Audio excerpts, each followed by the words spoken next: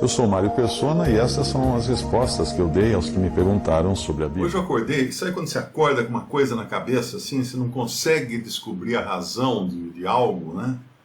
Eu acordei de manhã, fiquei na cama pensando, puxa vida, por que eu comprei aquela égua? Então eu não sabia, sabe? Ficou uma situação assim meio insólita na minha cabeça. Eu, quando fui morar em Alto Paraíso, lá eu acabamos comprando um sítio, né? E aí você compra um sítio. Bom, o que tem que ter um sítio? Tem que ter cavalo, tem que ter cabrito, né? Cabras, tem que ter ovelhas. A gente nem sabia por que tinha essas coisas, né? Então a gente ia comprando as coisas. Aí eu comprei um cavalo, comprei uma carroça, já estava um cara de sítio, né? Dava para ir até a cidade e vender verdura que eu plantava no sítio. Eu pegava a carroça, ia para a cidade vender verdura. O pessoal se espantava porque, puxa vida, o professor vendendo verdura, o professor fazendo trabalho braçal, né? Porque eu era professor da escola lá de segundo grau. Então eles ficavam espantados de alguém assim, né? Dessa classe social, andando de carroça e vendendo verdura na rua. Como se fosse vergonha, mas é aquela questão, né? O brasileiro ele tem vergonha de trabalhar, ou pelo menos tinha na época, vergonha de trabalhar, porque quem trabalha é só pobre, né? Então você não pode, quem tem um certo status não pode trabalhar. Já é aquela ideia antiga dos coronéis ainda. Mas daí eu fiquei hoje de manhã, por que eu comprei a égua? Porque a égua, eu já tinha o cavalo para puxar a carroça. A égua não era de carroça, era uma égua branca. E no final, essa égua foi picada de cobra. Eu acho que foi picada de cobra, porque um dia ela estava boa, sorrindo, contente e tal, e no dia seguinte ela estava morta. Estava no chão, caída, morta. E ela morreu, assim, perto da casa, tinha um brejo, ela morreu no brejo. Não foi a vaca, não foi a vaca que foi pro brejo, a égua foi pro brejo. Então estava morta essa égua no brejo, perto da casa. E eu tive um trabalhão tremendo, porque como é que você tira uma égua de perto de casa que está morta, num brejo? Não dá para você tirar, não dá para você ir lá e catar a égua no colo e levar.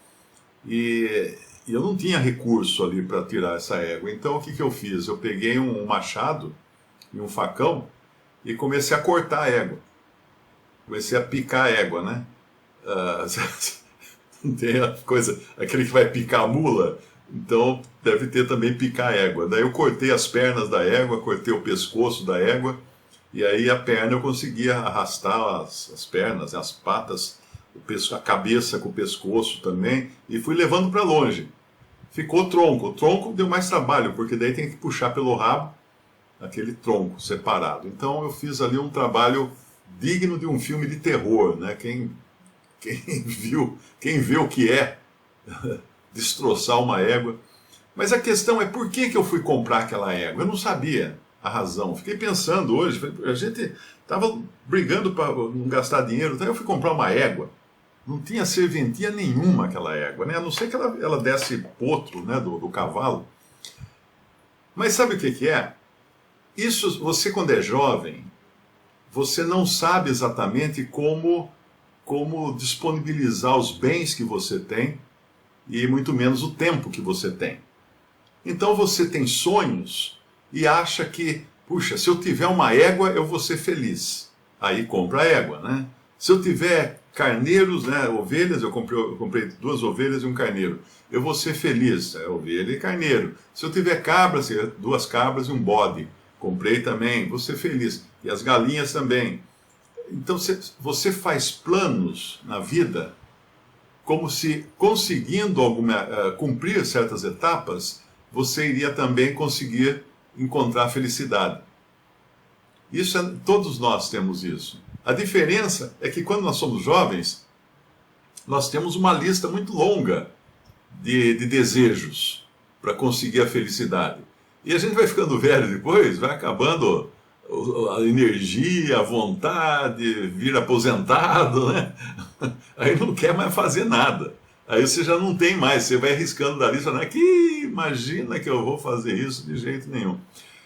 Então você tem uma percepção do tempo diferente quando você é jovem e quando você é velho. A percepção do tempo é diferente. O jovem ele ainda está com aquele dispositivo, que vem no ser humano, um dispositivo, tipo um equipamento, que produz nele a sensação de que ele é imortal. Ele sempre pensa que não vai morrer. Quem morre é o vizinho.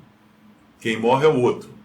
Então você sempre faz planos de longo prazo, de curto prazo, de médio prazo, porque não vai acabar seu tempo aqui. Como? Assim, eu sou jovem, estou com 20 e poucos anos, eu tinha na época. Imagina, né? Eu pensar em muita coisa para fazer ainda. Mas depois de uma certa idade, você começa a lidar com a mortalidade, com a finitude da vida. Porque você já está enxergando a chegada lá, a bandeirada da chegada. Você não está no começo da corrida, mas você já está vendo a faixa lá que você vai cruzar. Só assim, olha lá, está acabando a competição, estou chegando. Então você não quer pôr nada mais na lista. Isso é importante entender, que nós somos dotados desse dispositivo de vida perene, que não acaba mais, quando Deus nos criou. Isso está lá em deixa eu achar aqui a passagem, em Eclesiastes capítulo 3. No final do capítulo 3, diz assim: Deus fez tudo belo ao seu tempo. No versículo 11, isso. Tudo fez formoso em seu tempo. Também pôs o mundo no coração do homem, sem que esse possa descobrir a obra que Deus fez desde o princípio até o fim. Essa tradução aqui, pôs o mundo no coração do homem, existem outras versões. O Darby fala mundo, a atualizada fala pôs a eternidade no coração do homem. Então nós nascemos com essa noção de que nós somos eternos. Porque Deus colocou a eternidade no nosso coração. Agora é interessante isso, porque até um ateu, ele se sente eterno. Ele acha que não vai acabar. Ele acha que ele vai continuar a vida dele ad infinitum, que nunca vai terminar a vida dele aqui.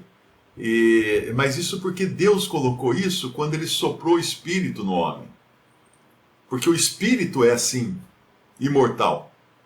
O corpo é mortal, mas o Espírito é imortal. E os animais não têm espírito, então os animais, eles não têm a eternidade no coração. A minha égua, ela não estava preocupada com o dia da morte. É claro que ela tinha instintos, né, de não querer morrer, mas eu nunca vi ela numa crise existencial, pensando, puxa, o que será o futuro, o que vem depois da morte, né? Ela não pensava, pastos verdejantes, talvez. Então a égua não pensava nisso, mas o ser humano pensa nisso, porque Deus colocou nele essa noção de que não acaba, não termina aqui. A vida não termina aqui, a vida continua depois. Então a percepção do tempo do ser humano é única, não é a mesma dos animais. Os animais têm uma percepção do tempo imediata, aqui e agora, comer agora. A minha égua, ela nunca olhava para o céu. Ela nunca ficava olhando para as estrelas, falando assim, o que será que tem lá em cima? Será que existe vida fora da terra? Ela nunca fazia isso. Todos os animais, os quadrúpedes, pelo menos, as bestas, né, o gado, cavalo, eles olham para baixo, porque o interesse deles está só comer, comer, comer. Comer, dormir, fazer sexo e comer de novo e dormir e só isso, e procriar. Essa é a vida do animal. Mas o homem é mais que um animal. O homem não é um animal 2.0, ele é muito mais que isso. Então, quando nós vamos entender um pouco essa questão do tempo, que é esse é o tema meu hoje, como entender o tempo e como entender a nossa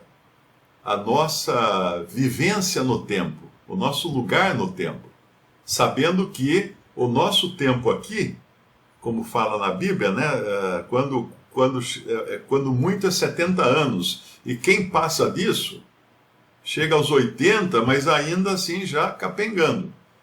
Esse é o tempo que Deus determinou para o homem. Era muito mais longo no começo, em Gênesis, mas com a deterioração causada pelo pecado, o homem foi perdendo tempo de vida, né? A sua espoleta foi terminando, a sua munição foi acabando. Sobraram no máximo 80 anos. Quem passa disso está fazendo hora extra. Tá usando um tempo de outro lá, né? Quem comprou tempo de alguém. Então, o que é o tempo? O que é o tempo? Hoje eu estava lendo Eclesiastes, capítulo 3, e como nós ocupamos o tempo em Eclesiastes, capítulo 3. É interessante olhar Eclesiastes, capítulo 3, porque aqui ele começa dizendo: tudo tem o seu tempo determinado, e há tempo para todo propósito debaixo do céu. Aí, ele apresenta 28 atividades que estão ligadas à vida humana aqui na Terra. Tem 28 atividades. E o interessante dessas 28 é que você tem 14 atividades positivas e 14 negativas. 14 que produz algo e 14 que desmancha aquilo que foi produzido. Ou seja, no cômputo final da vida do homem na Terra, é 14 menos 14, igual a 0. É por isso que Salomão chegava à conclusão que debaixo do sol, ele enxergava a coisa dentro da perspectiva de um homem debaixo do sol. E debaixo do sol não tem sentido as coisas, porque eu vou fazer 14 atividades e depois vem as outras, zero no final. A conta no final dá 0. Que droga de vida eu levei? E realmente essa é a questão existencial do ser humano. Valeu a pena? Está valendo a pena? Qual o objetivo da minha vida? Por que eu estou vivendo? Qual a minha razão de viver? Já nem vou entrar no assunto de onde eu vim, né?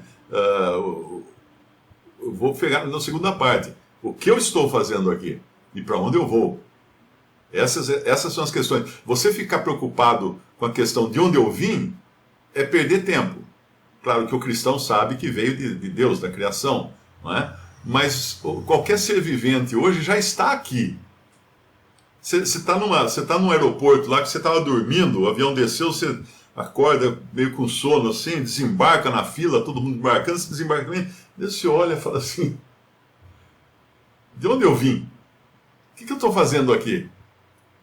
Mas não adianta perguntar, você está aqui agora. Você está aqui agora, então agora eu vou aproveitar melhor esse tempo.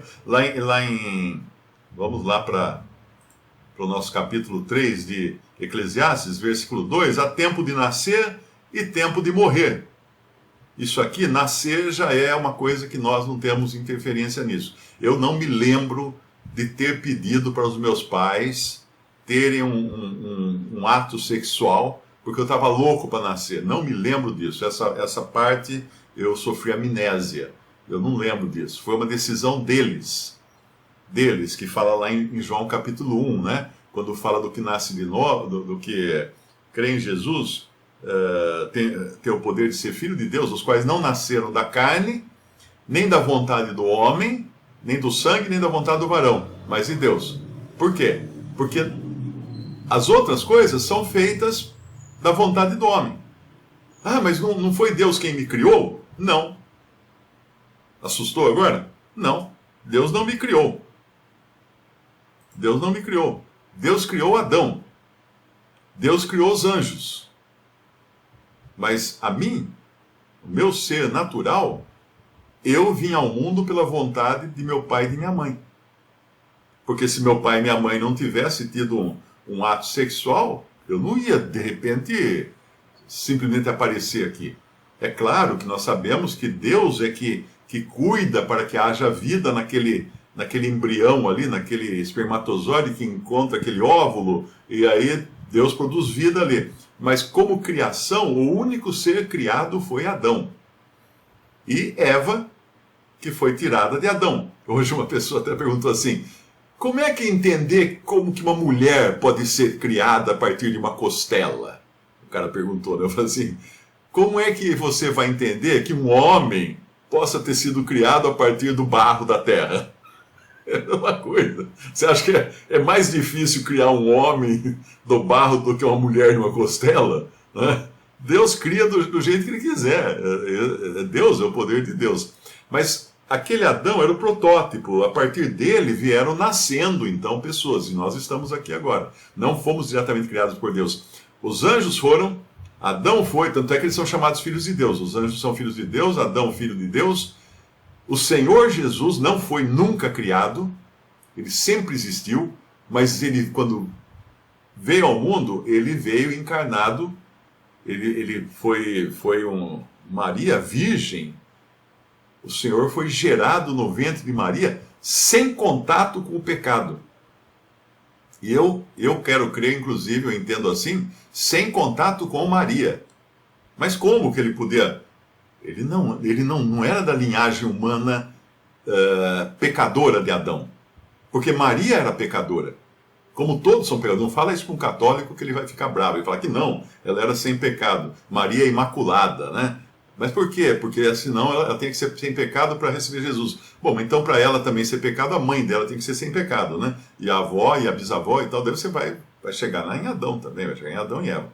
Mas aquele ser bendito que o anjo fala, que no ventre dela, estaria no ventre dela, ele não tinha contato com o pecado de maneira nenhuma, nem contato com Adão, por ter sido gerado pelo Espírito Santo, mas também não tinha contato com Maria, com a natureza de Maria, porque Maria trazia em si a natureza pecaminosa de Adão.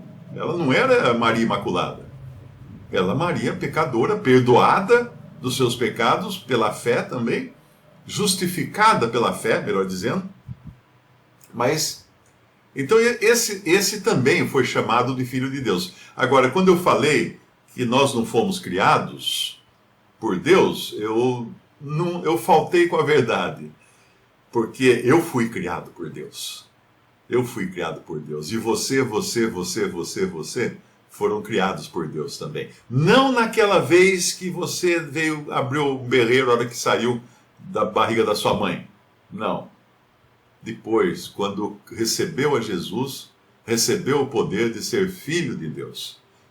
De novo gerado de semente, não de semente corruptível, mas da incorruptível semente da palavra de Deus, gerados pela palavra de Deus. Então nós somos filhos, porque nós somos gerados diretamente de Deus. E temos uma vida agora que não é a vida natural, é a vida eterna. Ah, a vida que não acaba mais? Não. A vida que não começa nunca. Por isso que ela é eterna. É a vida de Deus, é a qualidade de vida que nós temos, que é uma vida eterna, qualidade eterna dela, porque ela vem da eternidade.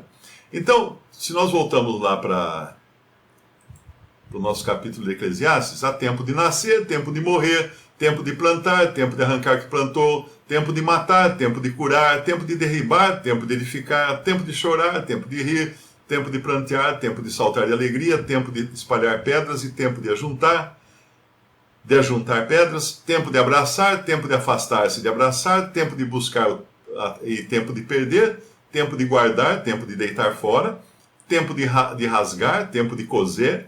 Isso aqui é bom para a gente lembrar que as modas, olha, aquilo que foi moda até outro dia, nós vamos rasgar e costurar outra, porque também passa a moda.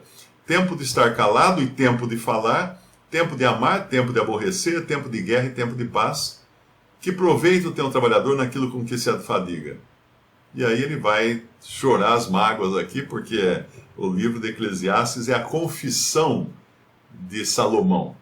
Muita gente pergunta, né, se Salomão foi salvo. Eu respondo com o livro de Eclesiastes. Veja que tudo que ele fez estava errado. Ele percebeu que não tinha toda aquela busca dele por conhecimento, por prazer, por tantas riquezas, por tanta coisa, por sabedoria também, né, que ele buscava sabedoria.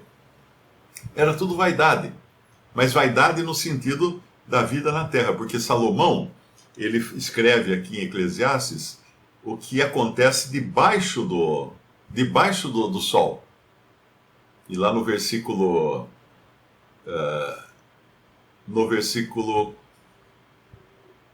14, sei que tudo quanto Deus faz durará eternamente, nada se lhe pode acrescentar, nada lhe tirar. E isto faz Deus para que os homens temam diante dele. O que é já foi, e o que há de ser também já foi. Deus fará renovar-se o que se passou. Vi ainda debaixo do sol tal. Então ele vai.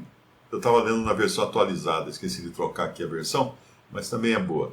E então ele vai dizer tudo o que acontece debaixo do sol, que realmente não faz sentido se você viver uma vida voltada para o que acontece debaixo do sol. Percebe? 14 mais 14 positivo subtrai 14 e vira 0. Essa é a vida de uma pessoa no mundo. Essa é a vida do homem no mundo. Termina 0. Termina no 0. Ele não tem nada para levar daqui. Essa semana eu vi lá uma notícia da morte do banqueiro mais rico do Brasil. Então ele morreu e eu fiquei pensando, porque daí na notícia eles falam, né? A fortuna dele era avaliada em não sei quantos bilhões de reais, de dólares, não sei. Eu pensei assim, mas e agora? Né? Ele não leva, ninguém leva. Ninguém leva o que produz aqui, as nossas coisas daqui. Então ele termina lá nesse deprê, né? Eclesiastes é um deprê realmente. No versículo 20, todos vão para um lugar, todos foram feitos do pó e todos voltarão ao pó. E aqui tem uma passagem, eu acho que não é aqui, mas em outra, não sei se talvez seja em outra passagem de Eclesiastes, que fala que o homem também não percebe mais nada. Depois que morre, acaba tudo e tal. E é usado muito essa passagem por adventistas do sétimo dia e testemunha de Jeová para justificar o sono da morte. Que diz que a pessoa que morre não está mais consciente. Mas é claro que eles não entenderam que Eclesiastes é o livro da vida debaixo do sol. E aqui realmente, um corpo que morre, ele não faz mais nada, ele não pensa, ele não tem sentimentos, não tem nada. Pode cutucar ele à vontade, que não acontece nada. Agora, quando nós pensamos então que tudo isso nós fazemos dentro do tempo, a gente precisa voltar um pouco a fita e tentar entender o que é o tempo. O que é o tempo? Bem, o tempo foi criado, né? O tempo não existia, Deus criou o tempo.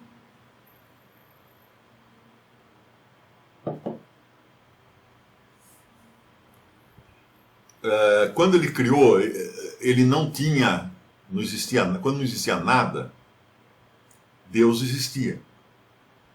Não existiam anjos, não tinha planeta, não tinha galáxias, não tinha nada. Só existia Deus. Porque Deus habita fora do tempo. Deus habita na eternidade. Tem um versículo em Isaías, capítulo 57.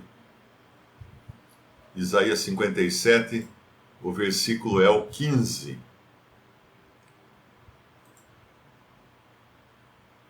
Porque assim diz o alto e o sublime, que habita na eternidade. Esse é o lugar de Deus. Ele habita na eternidade. E cujo nome é santo. Num alto e santo lugar habito. Até aqui, isso só acontecia antes da criação.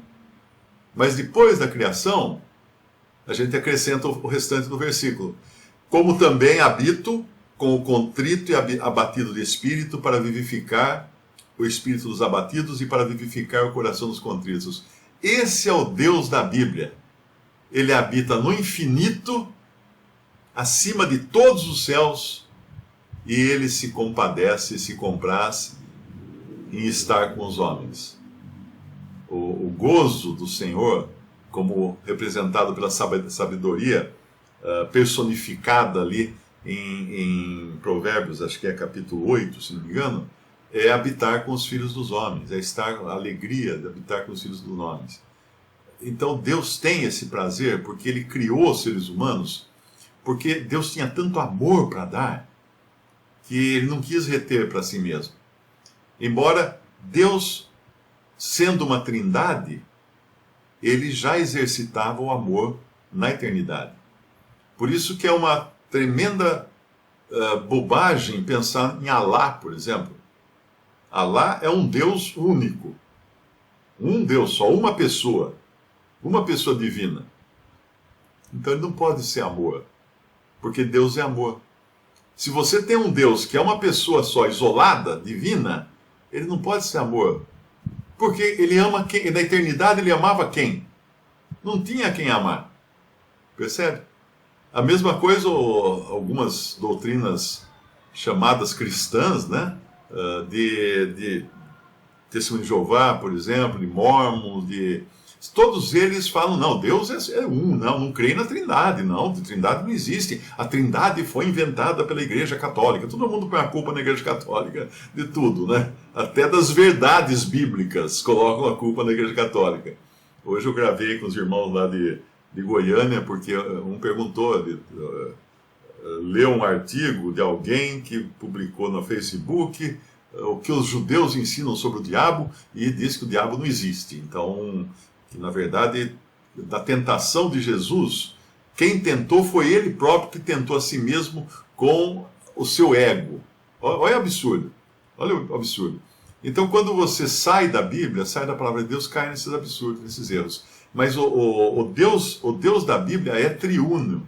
É triuno. E na eternidade já existia esse círculo de amor entre as pessoas da Trindade.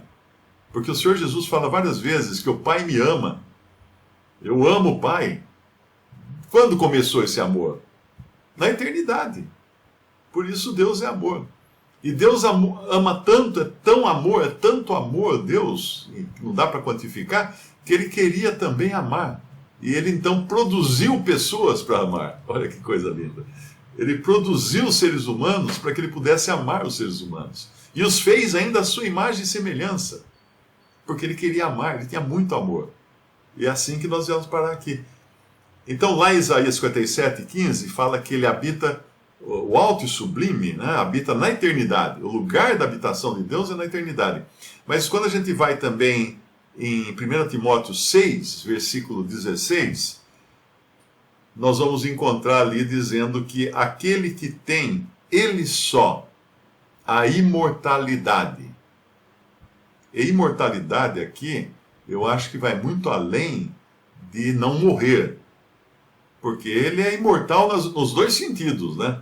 Ele nunca foi criado e nunca vai terminar, nunca vai deixar de existir. Então ele é perpetuamente Deus, ele é eternamente Deus. E aí uma coisa maravilhosa nesse versículo 16, que é a continuação do que diz o versículo 16. Ele habita na luz inacessível. Ele habita na luz inacessível. O que é a luz inacessível? Nós sabemos que na criação, no mundo criado, né, tudo não passa de energia.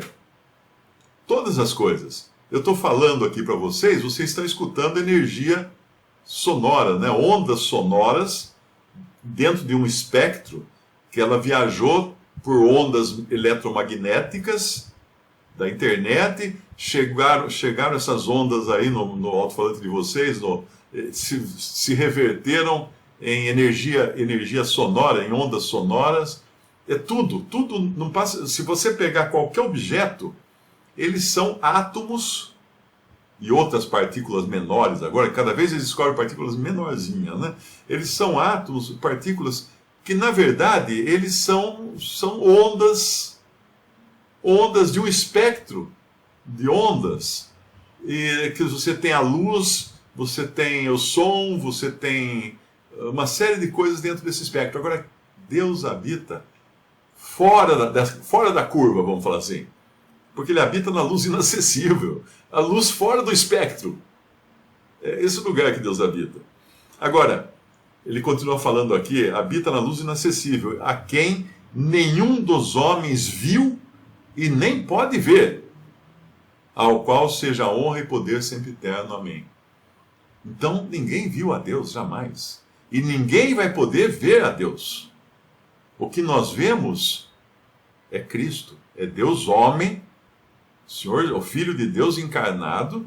Ele nos revela Deus. Mas Deus, na sua essência, habitando na luz inacessível, pode esquecer. Pode esquecer, é impossível, porque nós somos seres criados. Agora, mais surpresas a gente encontra na Bíblia, não é? Quando Deus criou todas as coisas, lá quando não existia nada, ele começou a criar, o Senhor, né, falou e as coisas vieram a existir. Quando o Senhor falou e as coisas vieram a existir, ele criou o universo físico, material, a matéria, não é? Mas ele criou uma outra coisa. Ele criou também o universo invisível, e imaterial e espiritual. Então Deus criou não só o mundo e os planetas, ele criou também uma outra esfera que não existia antes. Não confunda, não era a eternidade onde Deus já habitava. Os céus, que a Bíblia fala, pelo menos 3 céus, né, que ela fala, foram criados. Eles não existiam antes. E nessa esfera espiritual, que nós não enxergamos, nós não conseguimos ver, só sabemos que ela existe por revelação, ele criou também os anjos e outros seres espirituais, porque nem todos chamam-se anjos. A gente acostumou chamar tudo de anjo, né? Mas não é assim. Todos têm os anjos e tem os querubins, tem os serafins, tem vários, né, de diferentes nomes, tem os poderes, tem os demônios, que a gente não tem certeza se são anjos ou se são seres de uma outra era aqui da Terra, mas de qualquer maneira são seres espirituais circulando no mundo espiritual que foi criado por Deus. Que foi criado por Deus. Agora, lá em 2 Pedro, capítulo 3, esse mundo espiritual, a Bíblia chama de lugares celestiais. Lugares celestiais. Então a gente às vezes confunde pensando que esses lugares celestiais é onde Deus habita, né? Não, Deus habita, mais uma vez, na luz inacessível. Na eternidade. Esse é a habitação. O endereço de Deus é na eternidade. Lá ninguém chega. Lá ninguém entra. Lá ninguém vê. 2 Pedro 3,7. Mas os céus, aqui a palavra grega é ouranos. Ouranos. Os céus e a terra que agora existem, pela mesma palavra se reservam como tesouro e se guardam para o fogo, até o dia do juízo e da perdição dos homens ímpios. Então, tudo será destruído. Tanto o universo material, como o universo espiritual também. Os seres desses dois universos não serão destruídos, continuarão, porque eles foram criados para viver para sempre, né? Não serão aniquilados, como algumas religiões acreditam que o pecador que não se converter para aquela religião específica, ele vai ser aniquilado no final. Não, ninguém vai ser aniquilado. A boa notícia é que ninguém vai ser aniquilado. A má notícia é que os incrédulos não serão aniquilados, mas passarão a eternidade no Lago de Fogo, que é um lugar que nunca mais vai deixar de existir também. A gente não sabe também, não entende os detalhes disso. Então, quando nós entendemos que tanto as coisas materiais como as espirituais são criação de Deus e elas vão ser destruídas, a esfera material e a esfera espiritual, nós entendemos também que o tempo foi criado na criação. Quando Deus criou esses mundos espiritual, o mundo espiritual e o mundo, a esfera espiritual, a esfera material, ele criou o tempo também. Então tudo nisso, tudo no universo, vive no tempo. Inclusive os seres invisíveis e espirituais nos lugares celestiais, eles estão dentro do tempo. As coisas lá acontecem dentro do tempo que acontece aqui também. Tudo acontece de uma forma linear. Isso para os seres criados. Para Deus não. Deus está fora do tempo. Deus está fora do tempo. Uma vez eu ouvi uma explicação tão interessante, é um exemplo assim tosco, né? Mas que mostrava como que nós podemos entender o tempo em relação a Deus. É tipo assim, você olha para cima e vê uma estrela.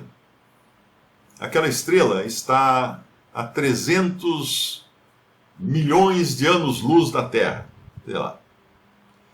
Então é muito longe. Você não está vendo a estrela. Você está vendo a luz da estrela como ela era há 300 milhões de anos. Ela estava lá há 300 milhões de anos. Pode ser que ela não esteja mais. Até a direção em que você está olhando para ela pode não ser mais ali. Não é? Ela estava lá, mas ela estava lá há 300 milhões de anos. Então você não está vendo a estrela agora. Você está vendo o que é você está vendo o passado. Você está vendo o que foi há 300 milhões de anos. Agora, imagina que Deus seja alguém muito grande, muito alto. Muito alto. Ele é tão alto que quando ele se agacha, ele olha para cima e vê a estrela de 300 milhões de anos lá atrás, né? Como nós estamos vendo. A estrela está lá e tal. Mas ele fica em pé, ele vê a estrela na frente dele, lá há 300 milhões de anos. Porque só Deus tem essa capacidade, ninguém mais tem essa capacidade, percebe? Então ele dá uma agachadinha, vê como nós, mas se ele ficar em pé, ele vê. Então ele vê tudo no presente. Para Deus não tem passado, presente e futuro, porque ele não é limitado ao tempo, ele criou o tempo, ele é o criador do tempo. Assim como ele não é limitado à matéria, ele criou a matéria. Assim como ele não é limitado aos céus, aos lugares celestiais. Ele criou os lugares celestiais. Tanto é que os lugares celestiais serão destruídos. É o que fala aqui. Os céus e a terra, que agora existem, pela mesma palavra, se reservam como tesouro e se guardam para o fogo até o dia do juízo e da perdição dos homens ímpios. Então pensa no tempo. Eu, quando fazia arquitetura, tinha que fazer uns trabalhos, era maquete, né? Tem que fazer maquete, tipo um bairro, um conjunto habitacional, um edifício. Você fazia lá cortando madeirinha, papelãozinho e tal, pegava umas esponjas, jogava thinner nela para ela se encolher toda assim, e aí você pintava de verde, eram as arvorezinhas que você punha em cima.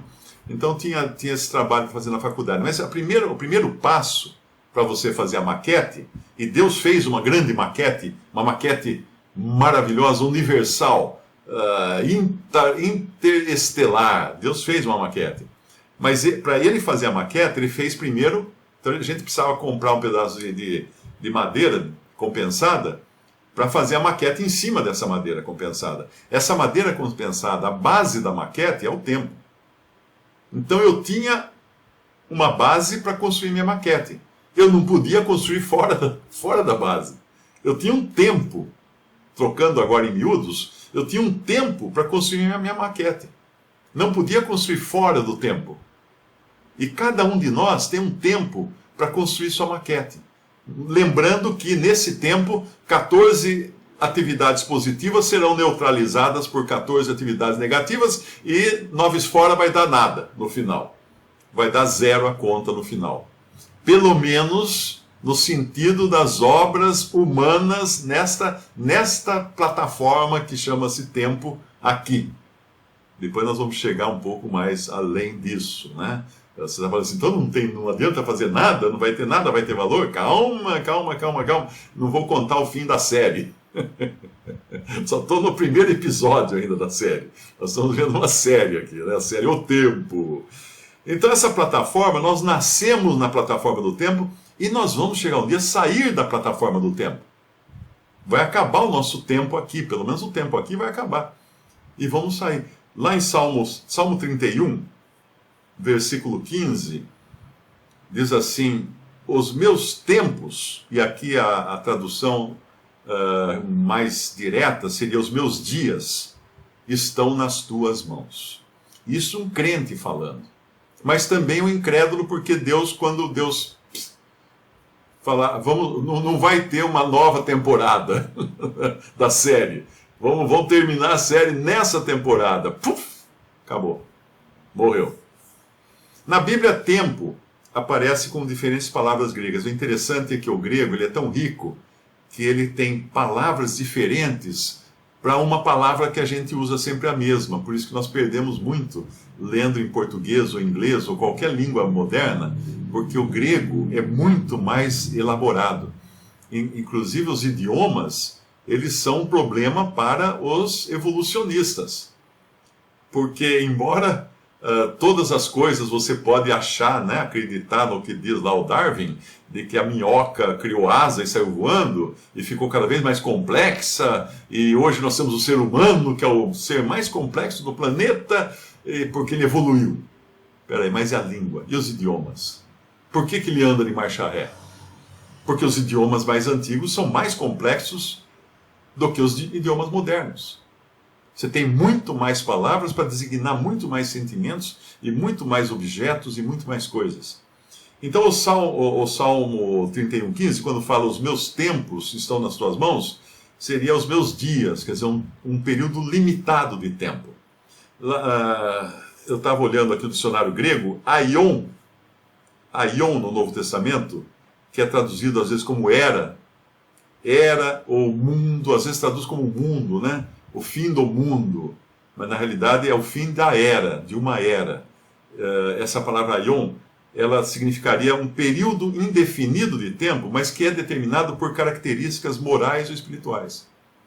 Não é um período de 24 horas, ou um período de 10 dias, um período de um ano. É um período de tempo definido por características morais ou características espirituais. Então nós vivemos, por exemplo, agora, uma era que está entre a primeira vinda e a segunda vinda de Cristo. Nós vivemos nessa era. O que determina essa era são esses dois eventos, um no começo e um no fim. Isso determina a era. Não necessariamente um tempo que a gente vai contar os dias. Fala assim, é 2000 anos, é 2001 ano, 2000 anos, 6 meses e 38 dias e 4 horas. Não tem como a gente fazer isso. Porque para Deus um dia é como 1000 anos. Então é uma bobagem muito grande, começando a tentar entender quando que as coisas foram criadas. Da mesma forma como nós não podemos prever o futuro em termos de dias, meses, anos e horas, nós não podemos também perscrutar o passado e encontrar com exatidão quando que as coisas começaram. Quando Deus criou todas as coisas. Porque essas coisas pertencem a Deus. Simples assim. Né? Não pertencem a nós. Então nós vivemos nessa era, agora, para dar um exemplo. Efésios capítulo 1, versículo... Efésios capítulo 1, versículo 21, diz assim: acima de todo principado e poder e potestade e domínio, de todo nome que se nomeia, não só neste século, mas também no vindouro. Está vendo como a gente perde na tradução? Porque o que é um século? Um século são 100 anos. Mas aqui não está. Aqui a palavra é aion. O correto seria não só nesta era, mas também na era vindoura. Aí a coisa muda de figura. Não estamos falando de tempo definido, em termos de cronos, né? de quantidade de tempo. Cronos é outra palavra grega que vai também traduzida como tempo. Tem um outro versículo, em Lucas 18:30, o Senhor Jesus fala que não haja de receber muito mais neste mundo e na idade vindoura a vida eterna. Mundo aqui também é aion. Não há de receber nesta era, né, que ele está falando. Então não é um tempo definido, 24 horas, um mês ou qualquer coisa assim. Outra passagem que eu anotei aqui, Hebreus 6, versículo 5, fala assim: e provaram a boa palavra de Deus e as virtudes do século futuro. Século 21? Não, da era futura. Da era futura. E nesse caso aqui o contexto é o milênio.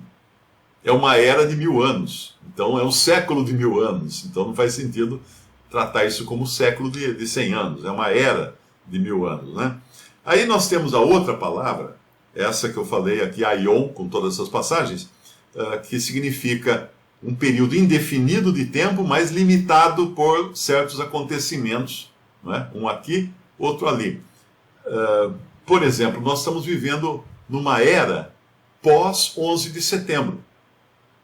É correto, seria correto nós usarmos esse termo como era pós 11 de setembro.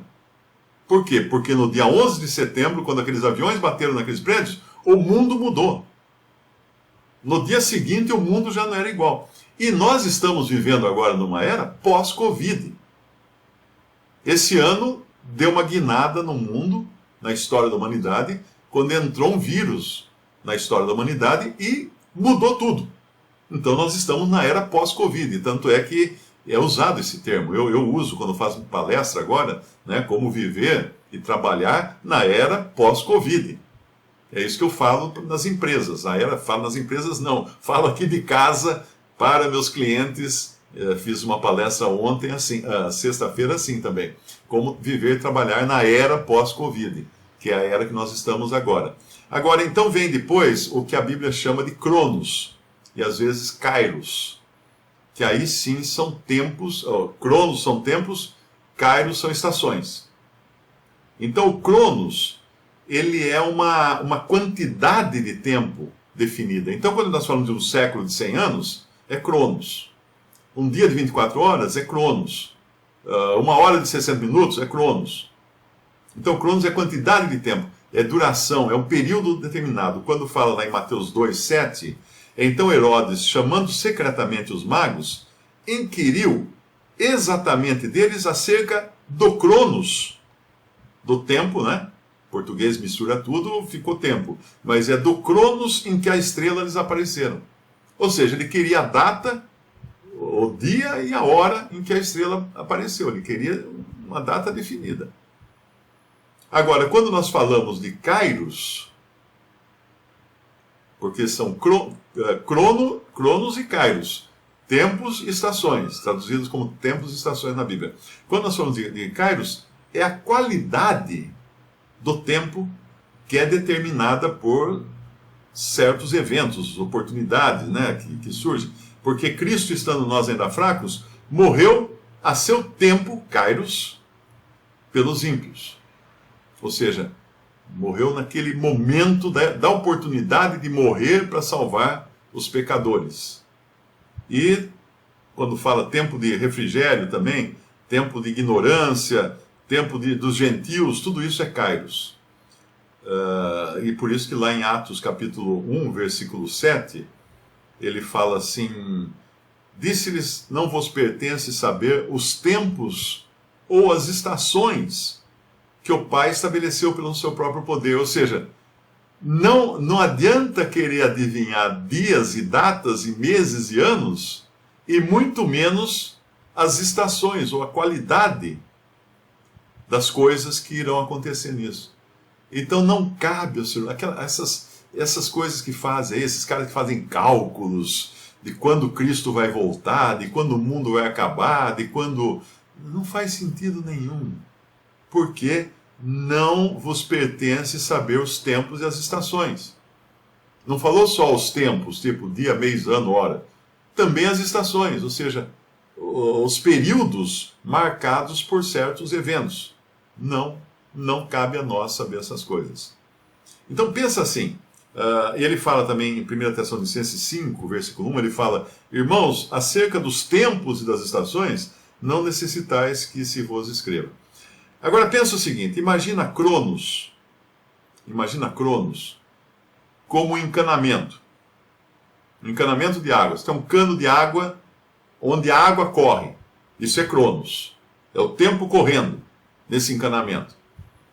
Agora pensa Kairos, que é traduzido por estações, é um cotovelo. Então você tem o tempo correndo no cano retinho, de repente ele encontra um cotovelo, um Kairos. Aí ele muda de direção. Aí ele encontra outro cotovelo, outro Kairos, outra estação. Ele muda de direção. Esse é o fluxo do tempo na história, é determinado também por esses eventos, essas guinadas chamadas Kairos. Tipo, eu falei 11 de setembro, o Covid, esses são os Kairos que aconteceram na história da humanidade, porque deu guinada, a civilização deu guinadas, né? Uma guerra mundial, um grande terremoto, o dilúvio. Porque se você tirar essas guinadas, vai correr o tempo sempre igual, sem acontecer nada. Ok? Então, nunca espere que o cano vai ser reto e direto do tempo. Não adianta você ficar olhando assim, puxa, esse ano tá legal, então acho que o ano que vem também vai estar legal. Tem aquele cromo no vidro de trás de um carro. Sorria, amanhã vai ser pior. Aquele que não adianta você fazer planos. Agora, voltando à minha égua. Por que eu comprei a égua? Porque eu não tive uma noção exata do tempo de vida que eu tinha e das minhas metas, dos meus objetivos nessa plataforma, da minha maquete de vida que eu estou construindo, em cima dessa plataforma. Eu achei que uma égua ali fazia sentido, e não fazia nenhum sentido. Não tinha objetivo nenhum. E mesmo que eu colocasse a égua, eu tive que tirar a égua, porque a égua foi pro brejo. Então aí entra, a égua está dentro daquelas coisas lá que Salomão falou. Ele poderia ter falado assim: há tempo de comprar a égua e dá tempo de esquartejar a égua que você comprou. Então são as coisas que você faz e as coisas que são desfeitas. Então o que permanece realmente? Aí vem a primeira guinada no tempo para o cristão. O primeiro cotovelo no tempo é quando ele encontra Cristo, ou quando ele é encontrado por Cristo. Quando você é achado por Cristo, quando você crê em Cristo, quando você nasce de novo, quando você recebe uma nova natureza, você é feito nova criação agora, em Deus, em Cristo, a coisa toda muda. A sua perspectiva deixa de ser em cima da plataforma da maquete que você está construindo. É claro que você continua fazendo a sua maquete, botando as suas arvorezinhas, os carrinhos, as pessoinhas, os predinhos, tal, recortando cartolina, tal. Você continua fazendo isso todo dia porque você precisa comer, você precisa fazer um monte de coisa. Mas não é mais a maquete ou o compensado limitado a 1 metro por 1 metro que você tem agora para trabalhar. Você tem agora uma plataforma além tempo. E onde você começa a construir já, enquanto você está aqui. Enquanto aquelas atividades normais, você sabe que 9 fora vai dar 0, as outras que você constrói para a eternidade, essas nunca mais vão ser desfeitas. Nunca serão destruídas. Ainda que Deus vá destruir todas as coisas, inclusive a terra, o céu e os céus, mas não o acima de todos os céus, que é onde Deus habita, né? Na luz inacessível. Todas essas coisas vão passar, depois Deus vai criar novos céus e nova terra, mas daí com uma característica totalmente diferente. Não serão céus e terra materiais dentro do tempo. Serão céus e terra imateriais, no sentido de matéria que nós conhecemos hoje, feita por átomos, né? Porque os átomos também dependem de tempo. Porque todos os átomos vibram ali, eles se misturam ali baseado em vibrações. Tudo no mundo anda segundo vibrações. O computador que eu estou olhando para ele aqui agora, ele tem um cristal dentro dele. Todo computador tem um cristal. Todo celular tem um cristal. Todo equipamento eletrônico tem um cristal. O que faz esse cristal? Ele recebe uma indução de corrente elétrica e quando ele recebe uma corrente elétrica, ele vibra. Ele vibra. E ele vibra sempre na mesma cadência. Por isso que inventaram os equipamentos eletrônicos, computadores, tudo. E tudo isso precisa de cristal. Se não tiver um cristal, você não consegue fazer um computador, um aparelho eletrônico, um chip. Porque ele tem que ter aquela cadência. É um reloginho que ele tem dentro dele, que bate sempre. Essa é uma característica dos cristais. Mesmo o cristal da natureza, se você botar uma corrente elétrica nele, ele vai começar a vibrar numa cadência igual. É como ter um pêndulo, por exemplo, né? Você sabe que o pêndulo vai e volta, ele sempre faz o mesmo percurso. Se tivesse em condições ideais de temperatura, pressão, vácuo, tudo, ele continuaria para sempre, seria um moto perpétuo, né? Mas esse cristal, ele trabalha no tempo também. Por isso que depois não vai ter nada trabalhando no tempo. Porque será a eternidade. Se vocês quiserem saber como será a eternidade, eu vou dizer para vocês, espera um pouquinho. Nós temos uma saída para a eternidade, que é o arrebatamento ou a morte, o que vier primeiro. Né? Que nem aqueles contratos que você faz, que é o seguro o contrato de garantia do carro. É 1 ano ou 10 mil quilômetros, o que acontecer primeiro. É a mesma coisa, gente. Nós vamos ser arrebatados. Aqueles que creram em Jesus Cristo, tiveram os seus pecados perdoados, serão arrebatados para estar com Ele fora do tempo, na eternidade. E isso, nós ainda não sabemos os detalhes disso, porque não cabe à mente humana, porque a nossa mente trabalha no tempo. A nossa mente só consegue imaginar as coisas com começo, meio e fim, com episódios e temporadas. A nossa mente não consegue imaginar de outra maneira, é linear. O pensamento é linear. Ontem eu fui lá, hoje eu estou aqui, amanhã pretendo ir lá. É sempre assim. O tempo nosso é sempre linear. Mas para Deus, ele levanta e agacha, ele está vivendo, ele não é sujeito ao tempo, mas ele colocou tempo. E nós vivemos nesse tempo. Agora, o que nós estamos fazendo com o tempo que Deus nos dá? Comprando égua? Ou estamos edificando agora para a eternidade? Essa é a questão. Porque depois que nós cremos, né, Deus, nós somos feitos agora, nova criação, para as obras que Deus preparou para que andássemos nelas. Essas obras, sim, essas são eternas, essas são permanentes. E nós estamos construindo, não com palha e madeira, mas com materiais preciosos também. Tem até aquela historinha, né, do homem que sonhou que tinha chegado no céu, e ele ficou deslumbrado, né? Ele olhou assim, aquelas mansões caríssimas, uma maior que a outra, uma mais bonita que a outra, palácios. E aí o Senhor foi encaminhando ele, né, para a casa, para a nova morada dele no céu. Aí chegou no lugar, tinha um barraquinho, uma tendinha assim, uma barraca. Mas, Senhor, o que é isso aqui? Ó, foi o melhor que nós pudemos fazer com o material que você mandou para cá. Então, na realidade, ocupe o tempo aqui de uma maneira que seja valiosa para as coisas de Deus. Eu acho que isso, nós nunca nos arrependeremos de viver para Cristo e viver para Deus. Todas as outras coisas, 14 para lá, 14 para lá, 9 fora, nada. Só acrescentar uma coisa, um pensamento. Alguém aqui gostaria de ter vivido nos tempos de Jesus na Terra?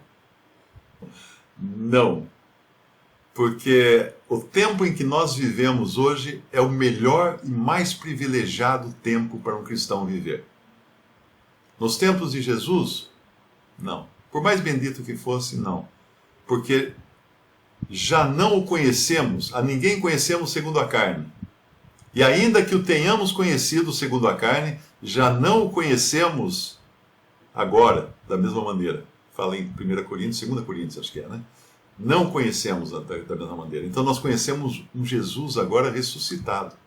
Vemos, Hebreus 2 fala, vemos Jesus no céu agora, ressuscitado, glorificado. É esse que nós estamos vendo agora com os olhos da fé. E outra coisa, nós estamos no tempo que todos esperamos, é o fim do último episódio da temporada.